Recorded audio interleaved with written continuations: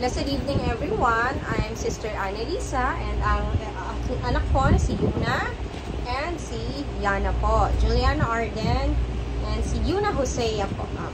Ngayon po may isi-share kaming verse sa inyo. Pero before kami mag-start, magpe-pray po muna tayo. Lord Jesus, salamat sa isang napakagandang araw na ito. Sa bawat paghinga ko ay regalo mula sa inyo. Salamat po, Panginoon, anuman aming kakaharapin ngayon, sa tulong mo, alam kong kakayanin namin.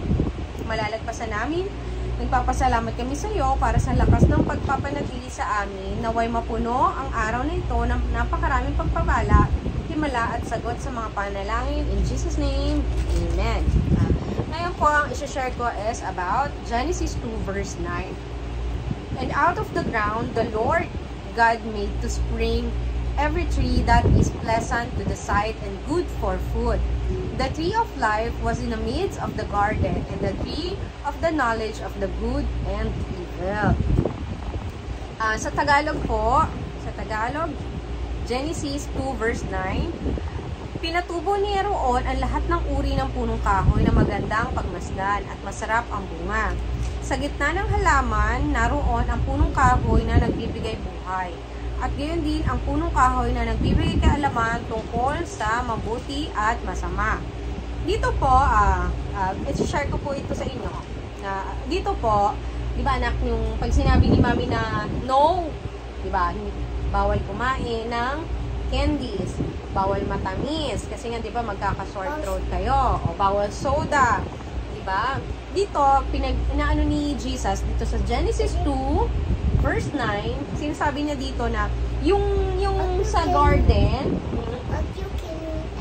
opo, tapos yung sa garden na yun, nag-ano si Lord ng ano dun ng mga prutas, ng mga puno na pwede natin kainin. Tapos meron doon isang puno naman na parang sabi nga the tree of knowledge. Kumbaga, good and evil. Yun yung pinaka main na punong kahoy dun sa Garden of Eden.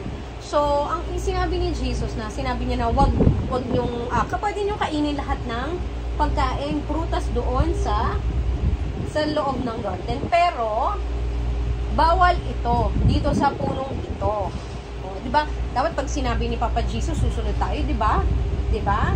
O, kailangan susunod tayo, katulad kay Mami, dapat susunod kayo kay Mami kung ano sasabihin ni Mami. Kasi nga, mas alam ni Mami kung ano ang nararapat sa inyo at kung ano ang the best sa inyo. Kasi hindi naman kayo ipapahamak ni Mami, di ba? Kung papahamak ni Mami, just in case na bad yung sinabi ni Mami, syempre, hindi nyo susundin. Pero si Jesus dito kasi, in-explain ni Papa Jesus na yung sa mga puno nga, dun sa punong kahoy na yun, kailangan, doon pa lang sa sinabi ni Papa Jesus na sumunod tayo. Kumbaga, dito pinapakita kung gaano tayo sumusunod kay Lord sa mga binibigay niya sa atin, sa mga piniyaya niya sa atin, na dapat, which is na magpapasalamat tayo, i-accept natin yung binigay ni Lord sa atin, di ba dapat?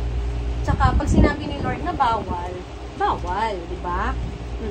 Kaya dapat, kung ano yung sinabi ni Papa Jesus dito sa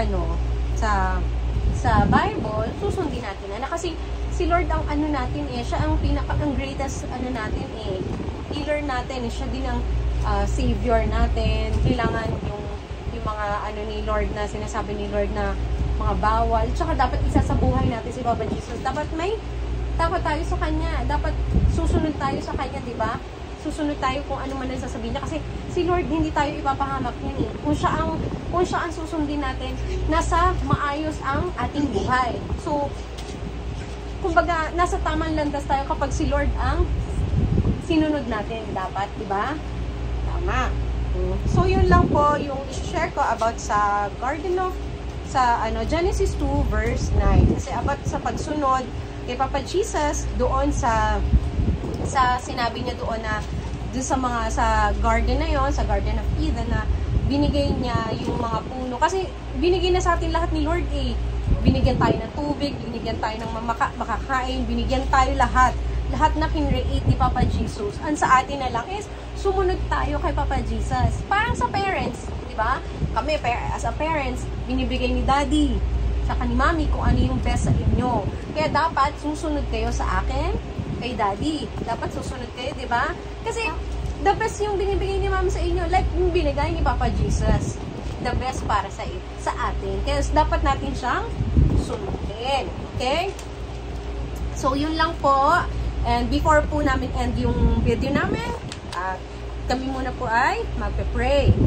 Lord, thank you po sa salita mo at patuloy na paggabay mo sa bawat isa sa amin. Alam namin ikaw ang pinakamakapangyarihan sa lahat. Ikaw ang sagot sa aming kaligtasan at walang humpay na pasasalamat sa araw-araw na bigay mo sa amin, Lord. Lord, thank you for everyday blessings, Lord. In Jesus' name, Amen. Thank you, Lord. Thank you, Lord. Thank you, Papa Jesus. Say, anak, thank you. Thank you, Papa Jesus.